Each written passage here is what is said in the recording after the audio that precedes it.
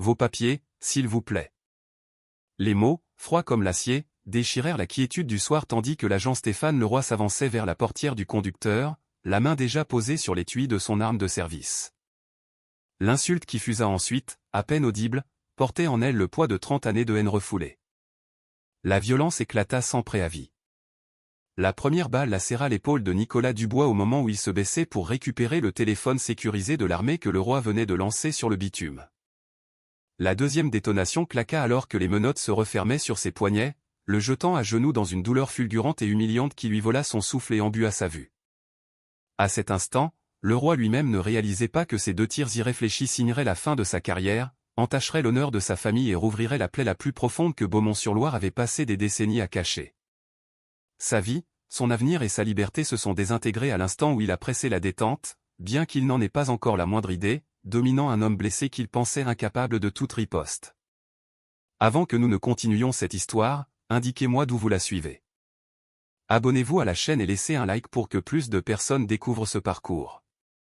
Il était 19h47 lorsque le commandant Nicolas Dubois entra sur le parking d'une pharmacie de village pour prendre les médicaments dont sa grand-mère, Monique, avait impérativement besoin pour la nuit. Le genre de traitement sans lequel elle ne parvenait pas à dormir. Le genre de service qu'il lui rendait toujours dès qu'elle le sollicitait. Son retour à Beaumont-sur-Loire avait encore un goût d'irréalité, comme s'il avait réintégré une demeure hantée par des souvenirs qu'il s'était efforcé d'oublier. Il portait le poids de déploiements interminables, des médailles invisibles aux yeux de tous, et un syndrome de stress post-traumatique qu'il tentait de dissimuler à sa fille. Ce soir, il ne voulait rien d'autre que finir cette course, retourner à la maison de sa grand-mère, et rester près d'elle jusqu'à ce qu'elle s'endorme.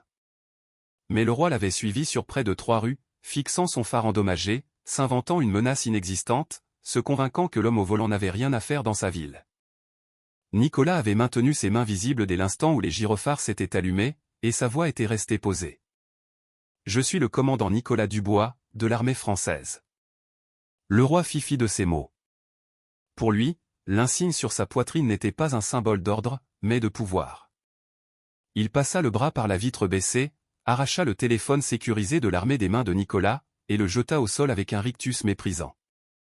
Nicolas se pencha, avec une lenteur et une prudence infinies. Chacun de ses gestes était calculé. Ses muscles se crispèrent lorsque les coups de feu retentirent, leur écho se propageant dans le parking désert avec une force qui le surprit lui-même.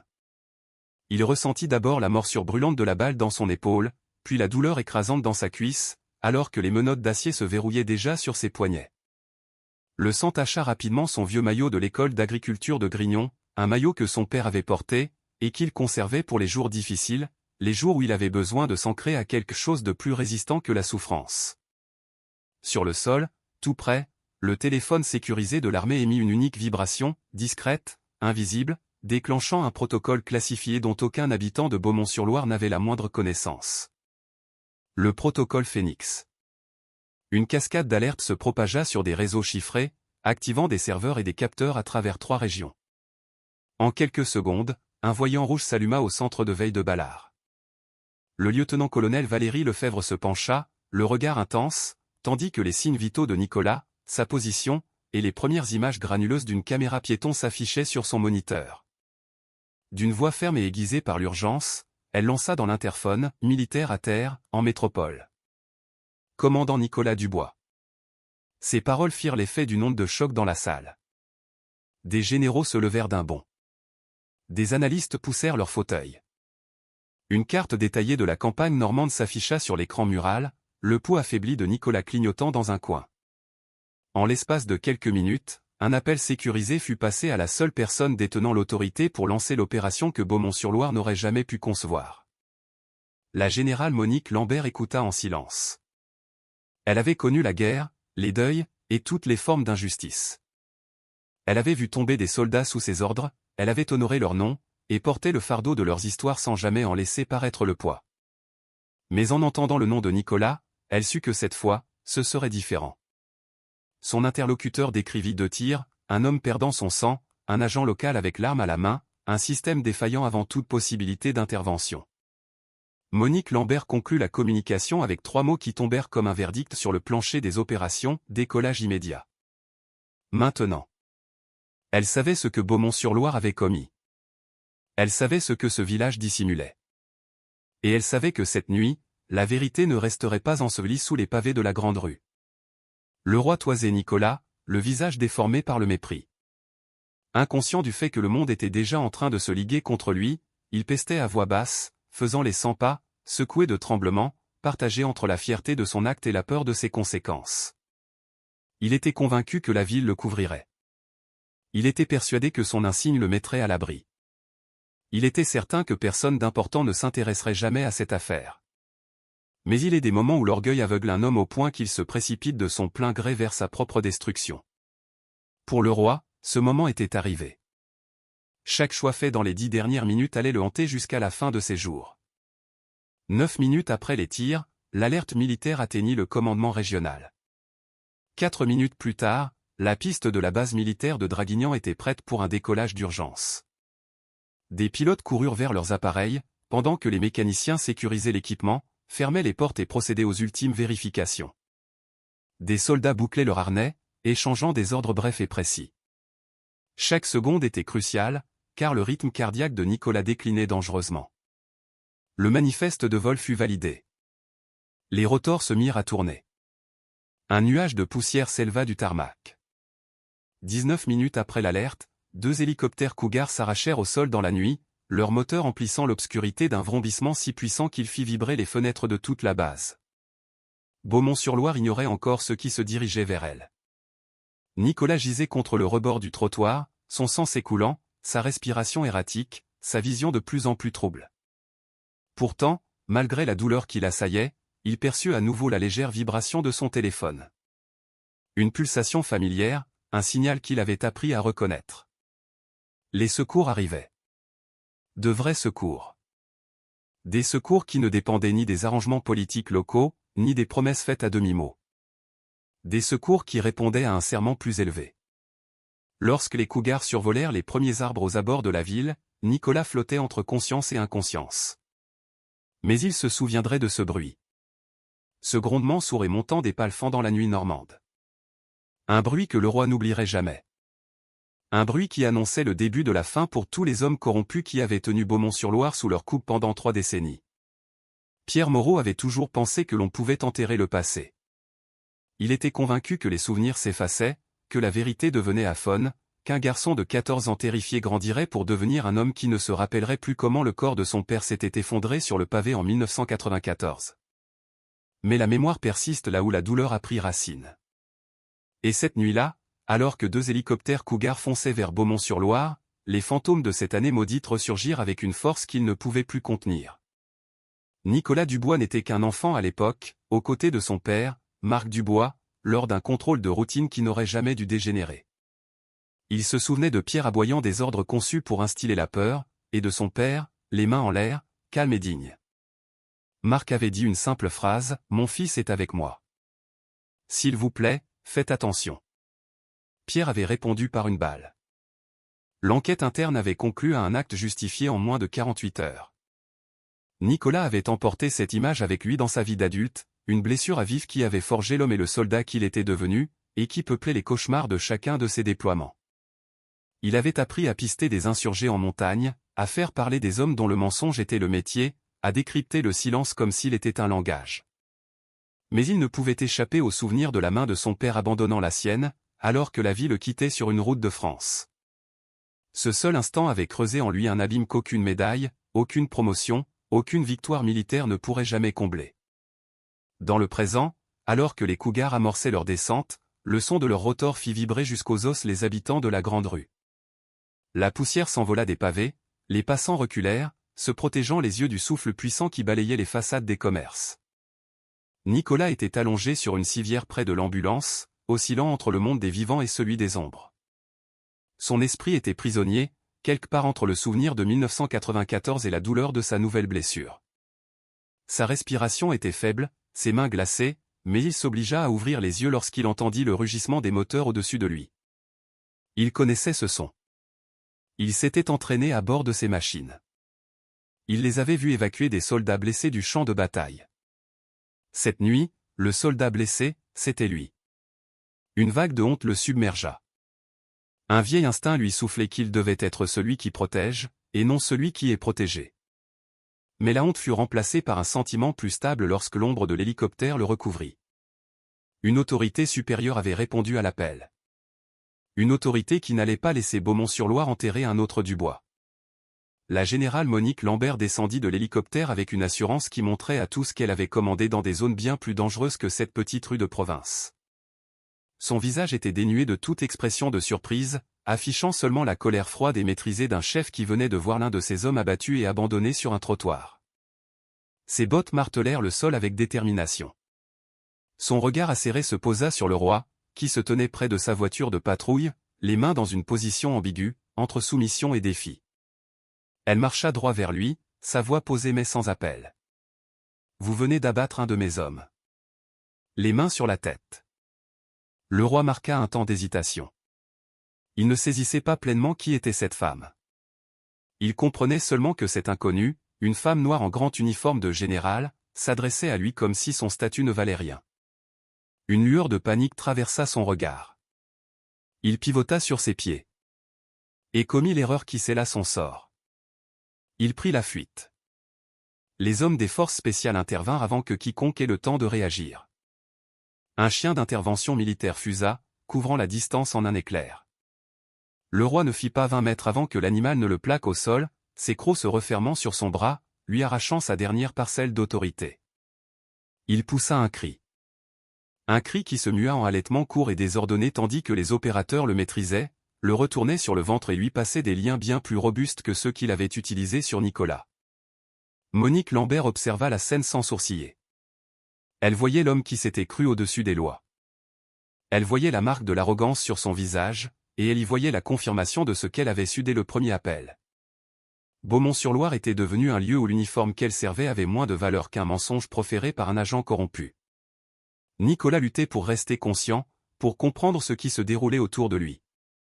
Sa conscience était un champ de bataille entre le passé et le présent. Il voyait les phares de l'hélicoptère, aveuglants. Il entendait des pas se rapprocher. Il sentit la brûlure de l'antiseptique sur sa peau alors que les secouristes s'occupaient de ses plaies. Il tenta de lever la main. Elle lui parut d'un poids infini. Il tenta de parler. Sa voix n'était qu'un murmure. Ma grand-mère Monique. Est-elle en sécurité? Un infirmier se pencha vers lui, ajustant le masque à oxygène. On s'occupe d'elle. Accrochez-vous. Nicolas ferma les yeux, s'abandonnant à cette voix qui résonnait comme une promesse. Dans la foule, les gens filmaient la scène, les mains tremblantes. Certains murmuraient leur incrédulité, d'autres essuyaient des larmes. Marie Durand, sur le pas de sa porte, de l'autre côté de la rue, tenait toujours son téléphone levé, sa voix chevrotante commentant pour les millions de spectateurs à venir. Ils ont tiré sur cet homme sans aucune raison. Et maintenant l'armée est là. Jamais je n'aurais cru voir une chose pareille. Le souffle des rotors ne la fit pas reculer. Elle continua à filmer, car elle savait intimement que la vérité est une chose fragile si on ne la capture pas. Elle avait connu trop d'années où la justice était réservée à ceux qui en avaient les moyens. Elle ne laisserait pas ce moment s'évanouir. Au même instant, à plusieurs kilomètres de là, Pierre Moreau reçut le premier appel paniqué. Le roi avait tiré. Nicolas était blessé. Des hélicoptères se posaient sur la grande rue. Pierre resta figé dans son bureau. Les souvenirs de 1994 l'assaillirent avec une violence inouïe. Il avait réduit Marc Dubois au silence. Il avait réduit au silence 2 autres hommes qui menaçaient ses affaires.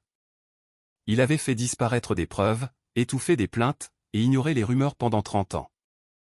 Mais il ne pouvait pas réduire au silence une intervention militaire.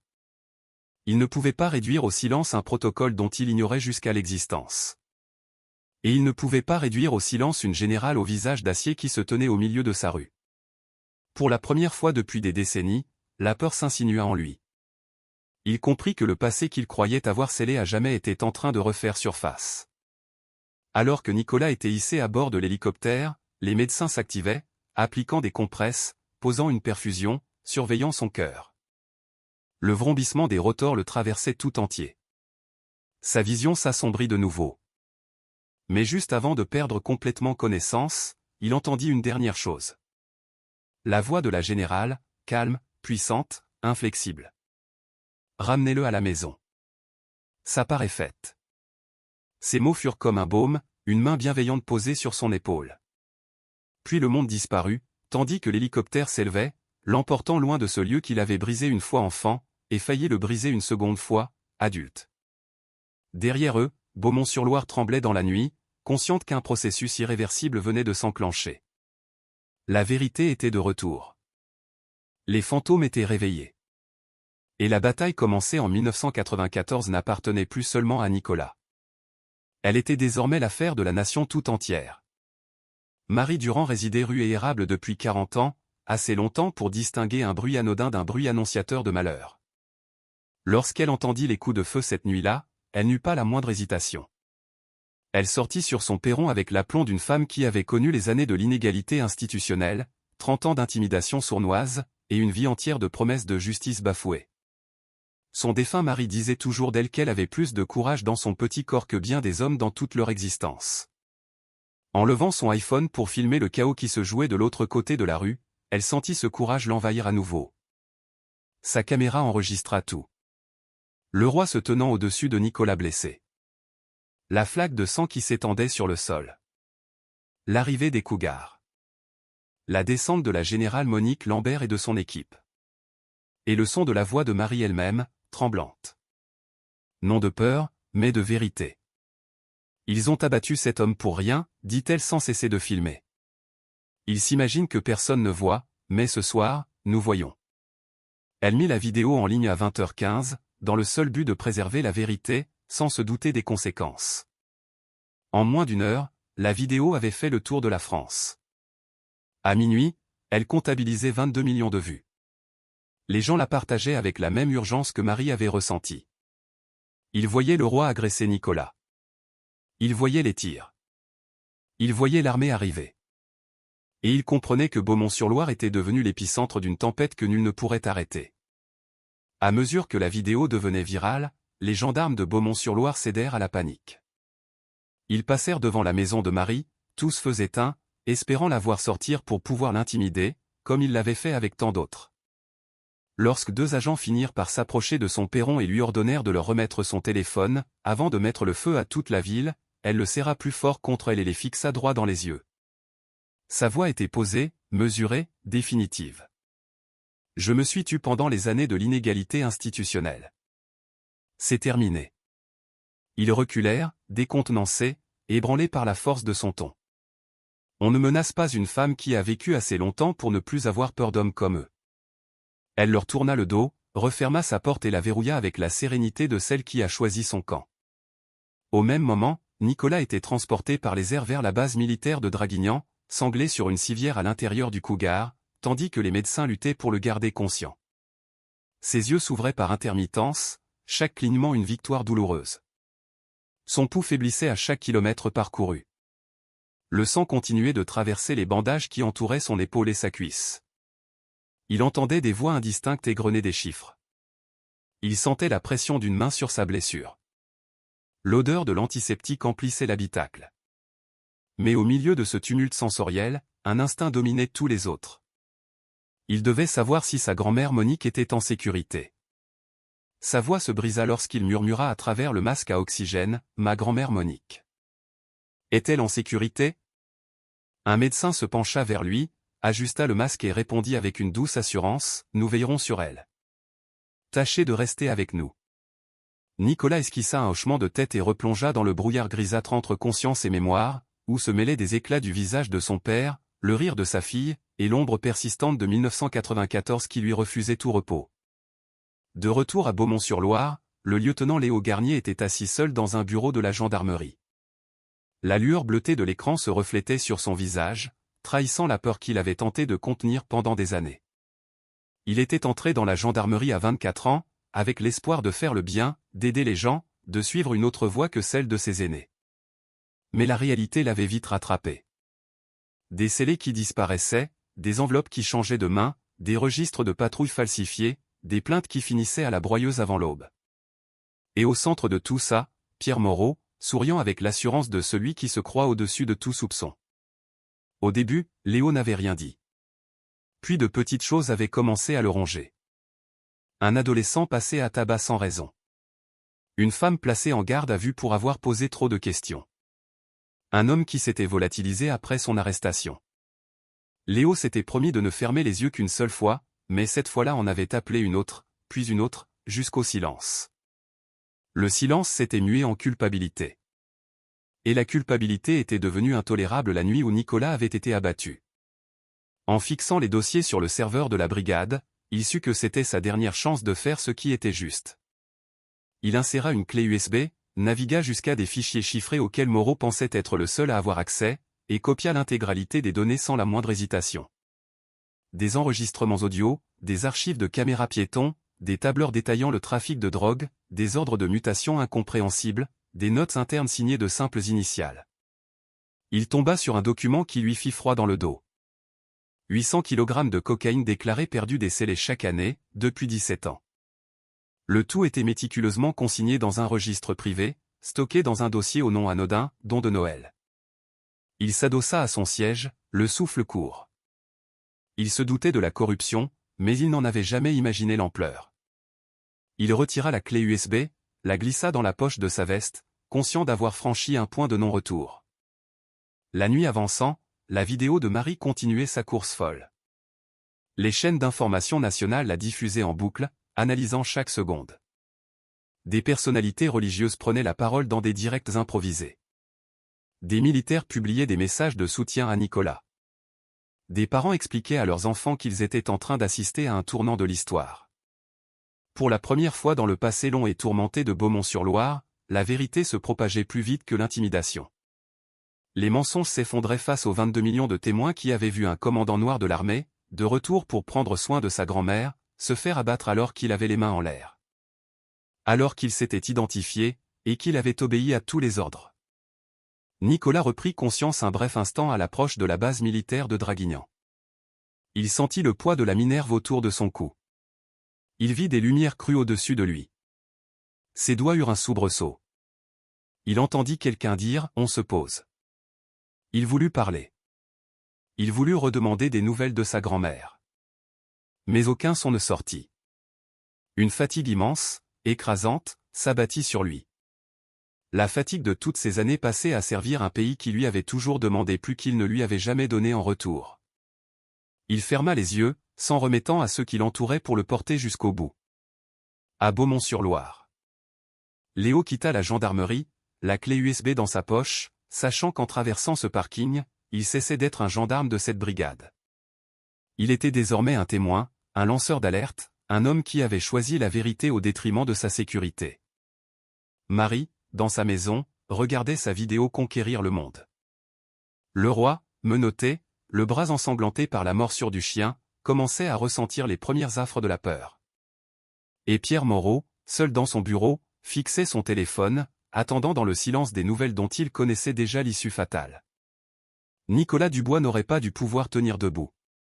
Et pourtant, à 3 heures du matin, couvert de pansements, l'épaule recousue, boitillant à cause de sa blessure à la cuisse, il avançait dans la pénombre aux côtés du lieutenant Léo Garnier, animé par la détermination farouche d'un homme refusant de laisser le passé enfoui. Libéré sous surveillance militaire pour quelques heures à peine, son corps meurtri par le vol en hélicoptère et les soins d'urgence, son esprit n'avait qu'un seul but, découvrir la vérité sur son père.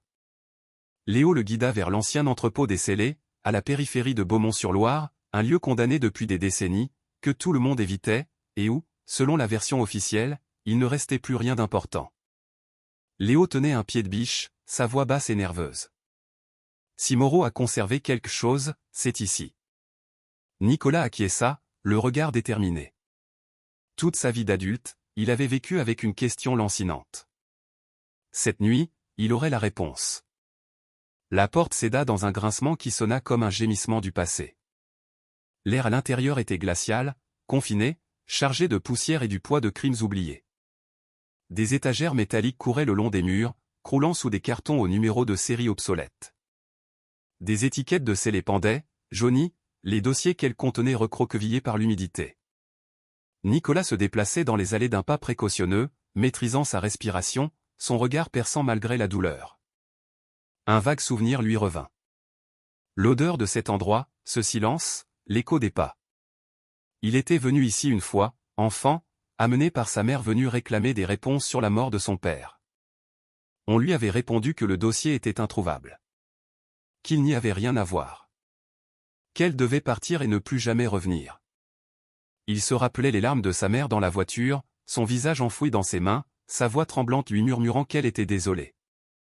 Ce souvenir était une cicatrice. Léo s'arrêta devant une dalle de béton au fond de l'entrepôt. Elle détonnait dans le décor, trop nette, trop lisse, manifestement plus récente que le reste du sol. Il s'accroupit et murmura, coulé en 94. Aucun ordre de travaux, aucune trace administrative. Juste cette dalle. Nicolas sentit l'atmosphère s'alourdir. Son cœur ralentit. Il s'agenouilla à son tour, ses doigts tremblants effleurant la surface froide. Il n'avait pas besoin de plus d'indices. Il le sentait au plus profond de son être. Son père était là. Léo engagea le pied de biche sous le rebord de la dalle. Le béton craqua, gémit, puis commença à se briser en fragments irréguliers. Nicolas retint son souffle lorsque l'ouverture révéla une fosse sombre et peu profonde. Léo y projeta le faisceau de sa lampe torche. Des ossements, des lambeaux de tissu, une boucle de ceinture rouillée que Nicolas reconnut pour l'avoir vue sur une vieille photo. Un long moment s'écoula sans qu'aucun des deux n'ose respirer. La vérité était restée scellée sous le béton pendant 30 ans. Nicolas plongea ses mains tremblantes dans la fosse et en retira une petite plaque de métal encore attachée à la ceinture. Les initiales de son père y étaient gravées. Il ferma lentement les yeux, comme si son corps tout entier accusait le coup de ce moment qu'il avait attendu toute sa vie. Il murmura, la voix brisée, « Je savais qu'il n'avait pas fui. Je savais qu'il ne s'était pas défendu. Jamais il ne m'aurait abandonné. » Le silence était pesant, presque sacré. Léo sentit sa gorge se nouer. Il avait appréhendé la vérité, mais pas sous cette forme. Pas avec cet homme, encore sous bandage, agenouillé près des restes de son père. Dehors, des phares balayèrent le mur de l'entrepôt. Léo se figea. Nicolas releva la tête, aux aguets. Un moteur vrombit. Une portière claqua. Des pas lourds se rapprochèrent. Léo chuchota, « C'est Moreau. » Le nom résonna comme un coup de feu. Nicolas se releva péniblement, s'appuyant sur une étagère. Il était à moitié guéri, à moitié conscient, à moitié brisé. Mais il était prêt. Pierre Moreau fit irruption, une arme à la main, le visage déformé par la rage et la peur. « Tu n'aurais jamais dû fourrer ton nez là-dedans, » gronda-t-il, pointant son pistolet vers l'homme qu'il avait déjà tenté de détruire enfant. Nicolas se redressa, bravant la douleur. « Vous avez tué mon père. » Moreau ne chercha pas à nier. Il visa. Le premier coup partit. Nicolas sentit l'impact le projeter contre les étagères. Léo riposta, sa balle atteignant Moreau à la jambe. Moreau s'écroula en hurlant, sa chute soulevant un nuage de poussière et de vieux papiers. Le sang macula le sol. Nicolas se remit debout, une main pressée sur son flanc, refusant de céder. Moreau l'agonisait d'injures, de menaces, de mensonges. Mais sa voix n'avait plus aucun poids. La vérité gisait à leurs pieds, mise à nu. Le silence qui suivit la confrontation semblait plus assourdissant que n'importe quel cri. Léo se précipita pour maîtriser Moreau, tandis que Nicolas, appuyé contre un mur, tentait de contrôler sa respiration et la douleur. Dehors, Beaumont-sur-Loire était en proie au chaos. La vidéo de Marie Durand était sur tous les écrans. Des manifestants s'étaient rassemblés devant la gendarmerie. Des familles entières brandissaient des pancartes au nom de Nicolas. La colère monta, la confrontation devint inévitable. Les gendarmes en tenue anti-émeute chargèrent. La foule reflua, puis résista. Une bouteille vola. Une matraque s'abattit. Un cri retentit. Puis le son qu'aucune ville ne veut entendre de sa propre police, des tirs à balles réelles sur la foule. La panique se déchaîna. 4 personnes s'effondrèrent. Leur corps heurtant le pavé dans un instant qui allait marquer l'heure la plus sombre de l'histoire de Beaumont-sur-Loire. L'information se propagea comme une traînée de poudre. Les images inondèrent les réseaux sociaux. Le pays entier regardait, incrédule, cette petite ville française sombrer dans la violence. Le maire fit une déclaration confuse, le procureur de la République parla d'usage justifié de la force, mais leurs mots étaient vains. Le monde avait vu ce qu'était devenu Beaumont-sur-Loire. Un lieu où la vérité était enfouie sous le béton. Où un chef de la gendarmerie tué pour protéger son trafic. Où un homme était abattu menotté. Où une foule pacifique était accueillie par des balles. Dans l'entrepôt, Nicolas se força à rester debout, la vision trouble, mais la détermination intacte. La vérité était révélée. Son père était retrouvé. Ses blessures le brûlaient. Mais il ressentait quelque chose de plus fort que la douleur, un but. Léo sécurisa l'arme de Moreau et contacta une équipe fédérale. Nicolas s'adossa au mur, le souffle court. « C'est terminé », murmura Léo. Nicolas secoua la tête. Non. Ça ne fait que commencer.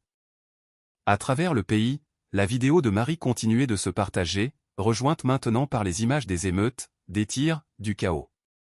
Les journalistes parlaient de la plus grave crise des droits civiques de l'histoire récente de la France. Le président annonça une allocution à la nation pour le lendemain matin. Beaumont-sur-Loire était au seuil d'un jugement attendu depuis 30 ans. L'atmosphère au tribunal de grande instance de Lyon était chargée d'une tension qui semblait remonter à plusieurs décennies. Une tension née de 30 ans de silence et d'une seule nuit de violence qui avait ébranlé toute la région.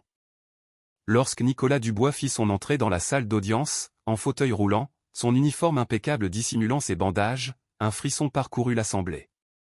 Le poids de la vérité, trop longtemps ignorée, se faisait enfin sentir. Des semaines de convalescence n'avaient pas effacé la mémoire de son corps.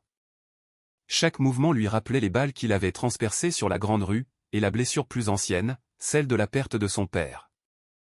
De l'autre côté, Pierre Moreau était assis, enchaîné, la jambe encore raide de la blessure reçue dans l'entrepôt. Son visage était blême, celui d'un homme qui comprend que des décennies de pouvoir ne le sauveront pas. Plus loin, Stéphane Leroy tremblait, attendant le moment où il tenterait d'échanger sa loyauté contre un peu de clémence. Quand l'huissier annonça l'ouverture de la séance, le silence devint si dense qu'il semblait palpable. La juge Sandrine Roussel présidait, le visage sévère, la voix maîtrisée, son regard scrutant les accusés avec la perspicacité de celle qui a épluché chaque dossier, chaque témoignage, chaque ligne des registres que Léo Garnier avait fournis. Le procès débuta sans préambule, par des questions et des réponses directes. Aucune mise en scène, aucune diversion, juste la vérité brute, exposée pièce par pièce, jusqu'à ce que les remparts du déni s'effondrent. Nicolas fut le premier à témoigner. Sa voix était ferme, mais chargée d'émotion. Il décrivit le contrôle, les tirs, les paroles de Leroy, le cliquetis des menottes alors que son sang se répandait sur sa chemise.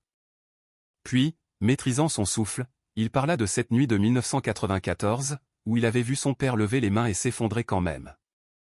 Il évoqua la peur dans les yeux de sa mère, l'enquête bâclée, la loi du silence qui s'était abattue sur Beaumont-sur-Loire, et comment ce silence avait régi sa vie entière. La salle écoutait, pétrifiée, chaque mot s'imprimant dans la conscience collective.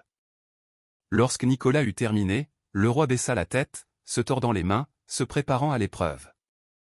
Son avocat lui glissa quelques mots à l'oreille, et Leroy acquiesça, l'air abattu. Il se leva pour témoigner, non par remords, mais par pur instinct de survie. Sa voix était cassée. Il avoua avoir tiré sans motif, sur un homme déjà menotté. Il avoua que Moreau leur avait appris à mater ceux qui posaient problème, et que cela passait souvent par la force, l'intimidation et les rapports falsifiés. Puis le silence se fit glacial lorsqu'il prononça les mots que tout le monde attendait. C'est le chef Moreau qui a tué Marc Dubois. Il l'a abattu, l'a enterré, et nous a dit que c'était de la légitime défense. Il nous a ordonné de nous taire. Moreau bondit, frappant la table. Sale lâche. Menteur. Les gendarmes le maîtrisèrent. Sa réaction ne faisait que confirmer les dires de Leroy. Phrase après phrase, Leroy déballa tout, les arrangements sur l'autoroute A7, les adjoints corrompus, les registres codés, la cocaïne détournée vers des cartels, le silence acheté par la menace, le chantage, et parfois la violence. La voix de Leroy trembla lorsqu'il raconta comment Moreau lui avait ordonné d'interpeller Nicolas sur la grande rue dès qu'il avait lu son nom sur le permis. Il a dit, fais-lui passer un sale quart d'heure. Le fils et le portrait craché du père. La salle accueillit ces mots avec un mélange de douleur et de fureur, mais rien ne fut plus poignant que la réaction de Nicolas. Il restait immobile, les mains crispées sur son fauteuil, la mâchoire serrée, le regard fixé sur l'assassin de son père. Lorsque Leroy eut fini, la juge Roussel rétablit l'ordre, mais l'émotion était trop forte pour être contenue. Vint alors le moment qui allait faire basculer le procès. Tandis que les débats se poursuivaient, que les photos de l'entrepôt, de la dalle de béton, des registres, défilaient sur les écrans, Pierre Moreau se pencha vers Nicolas, comme pour avoir le dernier mot avant que le monde ne le dépouille de tout pouvoir. Son murmure, cruel et délibéré, fusa à travers la salle, « Ton père est mort parce qu'il a mis son nez où il ne fallait pas. » Depuis 30 ans, Nicolas portait en lui l'image de son père mourant avec une dignité silencieuse qui le consumait la nuit. Mais cette provocation le déchira avec la violence d'un passé jamais révolu. Il se projeta en avant, mu par l'instinct, le chagrin explosant en une force qui stupéfia l'audience. Les gendarmes fédéraux l'interceptèrent juste à temps. Son corps était secoué de spasmes. Mais la juge Roussel intervint, d'une voix calme et ferme, « Commandant Dubois, regagnez votre place. » La justice lui répondra. « Vous n'avez pas à le faire. » Nicolas se figea, inspira profondément, et se laissa reconduire à sa place, sans jamais quitter des yeux l'homme qui avait anéanti son enfance. Le tribunal se tourna ensuite vers Léo Garnier. Son témoignage avait un autre poids, celui d'une conscience qui s'éveille après des années de silence coupable. Il expliqua sa découverte des registres, la copie du disque dur, sa passive observation des méthodes de Leroy et Moreau. Il reconnut ses erreurs, son silence, sa honte, puis déclara avec une conviction nouvelle, « Je ne me tairai plus. » Il présenta le registre complet du trafic de drogue, qui impliquait le juge Jean-Luc Bernard dans des années de corruption. Quelques heures plus tard, des agents fédéraux arrêtaient le juge dans son propre bureau. La corruption à Beaumont-sur-Loire avait gangrené jusqu'aux plus hautes sphères, et la salle d'audience en prenait seulement maintenant la mesure. À la fin de la journée, les preuves étaient accablantes, irréfutables. Photos des restes de Marc Dubois, enregistrement des menaces de Moreau, traces des transactions financières, témoignages de victimes sorties de l'ombre après des décennies. Tous les secrets de Beaumont-sur-Loire étaient exposés au grand jour. Moreau dévisageait les témoins avec une haine impuissante. Son royaume s'était écroulé. Ses mensonges étaient réduits en poussière. Sa voix, autrefois capable de faire taire une ville entière, n'avait plus aucune autorité. Le jury revint dans la salle d'audience dans un silence si total qu'on aurait pu entendre une mouche voler. À cet instant, chacun comprit que 30 années de violence, de peur, de silence et de vérité enterrée allaient être jugées en quelques minutes. La juge Sandrine Roussel ajusta ses lunettes, le visage impassible, la voix assurée. Pourtant, elle-même sentait la solennité de l'instant. Nicolas Dubois attendait, assis dans son fauteuil roulant, sa douleur physique contenue par une force intérieure tranquille. Il avait attendu ce moment toute sa vie. Non pour la vengeance, mais pour une vérité que nul ne pourrait plus jamais enfouir. Pierre Moreau fixait le vide, comprenant la chute de son empire. Stéphane Leroy s'agitait, conscient que son plaidoyer ne lui avait offert qu'un mince espoir de survie. Lorsque la juge Roussel demanda au jury s'il avait atteint un verdict, le président du jury se leva et prononça ces mots, chargés du poids de toute une région, « Oui, madame la juge. » Ce qui suivit fut d'une clarté foudroyante, balayant 3 décennies de corruption. Le président du jury lut le premier verdict, concernant la tentative de meurtre. Nous déclarons l'accusé Stéphane Leroy coupable. Leroy ferma les yeux, le mot « coupable » résonnant en lui comme une évidence. Puis, la violation des droits civiques. Coupable. L'usage excessif de la force. Coupable. La liste s'égrena, chaque chef d'accusation une vie brisée, chaque mot le dépouillant un peu plus de l'uniforme qui l'avait protégé. À la fin de la lecture, Leroy s'effondra sur sa chaise, sa carrière, sa liberté, son identité anéantie. Vint ensuite le verdict que tous attendaient. Pour le meurtre au premier degré de Marc Dubois, nous déclarons l'accusé, Pierre Moreau, coupable. Les mots tombèrent comme un coup près. Nicolas laissa échapper un souffle qu'il retenait depuis 30 ans. Le président du jury poursuivit, racket, coupable. Association de malfaiteurs, coupable. Dissimulation de preuves, coupable. Trafic de stupéfiants, coupable. Abus d'autorité, coupable. Les accusations s'accumulaient, dessinant le portrait d'un homme qui s'était cru tout-puissant. Pierre Moreau ne réagit pas. Son visage était de marbre, vidé de toute arrogance, de tout pouvoir. Il fixait le mur, incapable d'affronter le regard de l'homme dont il avait tenté de détruire la vie. La juge Roussel referma son dossier et prononça les peines d'une voix claire et ferme.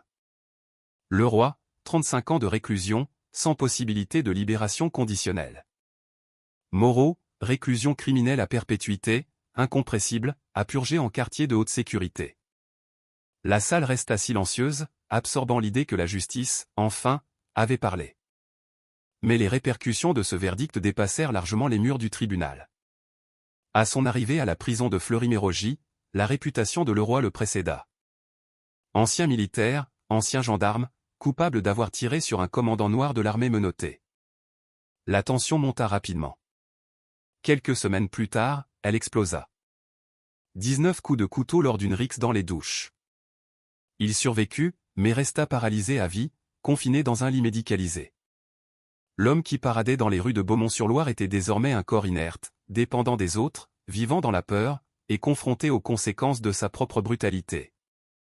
Le sort de Pierre Moreau ne fut guère plus enviable.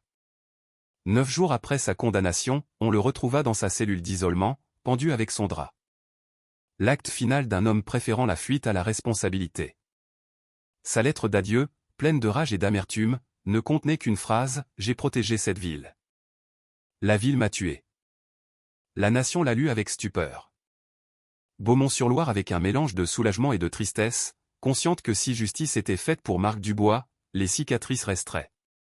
En quelques semaines, le ministère de la Justice plaça la gendarmerie de Beaumont-sur-Loire sous tutelle.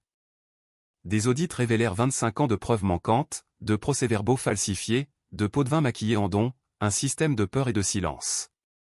Un par un, les gendarmes impliqués furent suspendus, mis en examen, ou révoqués.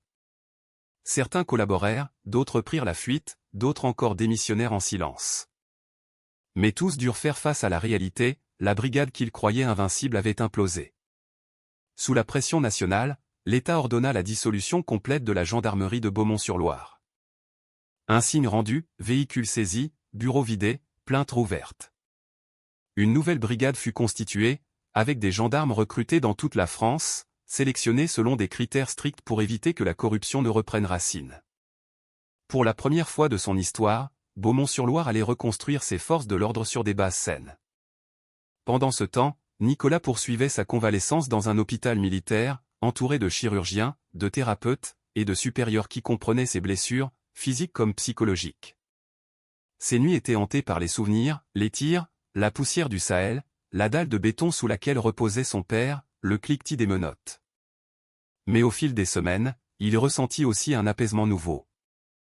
Le sentiment que la vérité avait triomphé, que le bourreau de son père ne pouvait plus le tourmenter. Il visionna les enregistrements du procès, lut le verdict, et parcourut les lettres de soutien venues de tout le pays, de soldats, de vétérans, de familles, d'anonymes qui voyaient en lui un symbole de résilience. Léo Garnier, placé sous protection, témoigna devant une commission nationale. Ces révélations entraînèrent une réforme de la politique de la gendarmerie nationale, avec de nouvelles lois sur la gestion des scellés, la surveillance des agents, et la protection des lanceurs d'alerte. Il vivait avec le regret d'avoir agi trop tard, mais avec la certitude d'être enfin du bon côté. Un an plus tard, le soleil se levait sur Beaumont-sur-Loire avec une douceur que la ville avait oubliée. En sortant du SUV noir au cimetière du Val-Fleury, marchant sans aide malgré une légère raideur, Nicolas sentit le poids des événements s'apaiser en lui. Le vent caressait l'herbe. Il s'approcha de la tombe de son père, une simple stèle qui avait attendu 30 ans que la vérité soit dite. Il tenait dans sa main sa croix de la valeur militaire, gagnée dans une guerre lointaine, une médaille qu'il avait cru ne pas mériter, lui qui n'avait pas pu sauver le seul homme qui comptait. Aujourd'hui, il comprenait qu'honorer son père, c'était porter en lui la force qu'il lui avait transmise, et non la culpabilité qu'il avait rongée. Il s'agenouilla, déposa la médaille sur la pierre froide, et murmura « Je suis rentré, papa ». Les mots venaient du plus profond de son être, un être façonné par le traumatisme, le sacrifice, la survie, et le long chemin vers la justice. Sa voix tremblait, mais uniquement de gratitude. En un an, Beaumont-sur-Loire s'était métamorphosé. Une équipe de transition fédérale avait entièrement reconstruit la brigade de gendarmerie, remplaçant tous les anciens éléments. Pour la première fois en 148 ans, la ville avait à sa tête une femme noire, Manon Leroy, dont le commandement apporta transparence et sérénité. Les réunions publiques étaient désormais bondées, les citoyens posaient des questions sans crainte. Les enfants allaient à l'école sans détourner le regard. Les commerces restaient ouverts plus tard, libéré de l'atmosphère d'intimidation. Le son des sirènes était devenu synonyme de service, non de danger. Le changement n'était plus un rêve, mais une réalité. Nicolas avait repris le service actif comme lieutenant-colonel après des mois de rééducation, avec une nouvelle mission. Il collabora avec des responsables militaires et civils pour lancer une initiative nationale de protection des communautés vulnérables face aux abus de pouvoir. La Fondation du Bois Sentinelle, nommée en mémoire de son père et de toutes les victimes de la corruption, distribua 75 000 enregistreurs individuels la première année, pour que chacun, peu importe son origine ou ses moyens, puisse documenter ses interactions avec les forces de l'ordre. Les écoles, les églises, les associations de vétérans se joignirent au mouvement. L'initiative dépassa toutes ses espérances, le transformant de victimes en symbole de la lutte pour la responsabilité. Sur le plan personnel, sa vie avait aussi changé. Chloé Dubois s'était installée chez lui, dans la maison de son arrière-grand-mère. Sa chambre était décorée de dessins d'hélicoptères, d'étoiles, et du mot « espoir ». C'était elle, maintenant, qui lui tenait la main lors de ses cauchemars, lui murmurant « Tu es en sécurité, papa ». Avec son ex-femme, Sandrine Martin, il avait trouvé un équilibre apaisé de coparentalité. Le week-end, ils participaient ensemble à des forums, offrant l'image d'une famille unie face à l'épreuve. Monique Dubois, fière et fatiguée, était devenue la sage de la ville. On l'écoutait, non pour sa force de voix, mais pour la dignité de ses 80 ans de courage. Lors du lancement de la Fondation Sentinelle, elle déclara « Mon fils est mort pour la vérité, mon petit-fils a failli y passer. C'en est fini d'enterrer la vérité dans cette ville. » Ces mots devinrent un slogan peint sur les murs de Beaumont-sur-Loire. La générale Monique Lambert revint 2 fois, accueillie en héroïne. Elle et Nicolas partageaient un lien indéfectible, celui de la crise et du respect mutuel. Lors de sa dernière visite, en marchant le long de l'autoroute A7, elle lui dit « Cette route ne sera plus jamais la route de la peur. » Nicolas acquiesça, conscient que ce béton portait en lui la mémoire de la souffrance, mais aussi les germes de l'espoir. La tutelle fédérale avait aussi apporté un renouveau économique.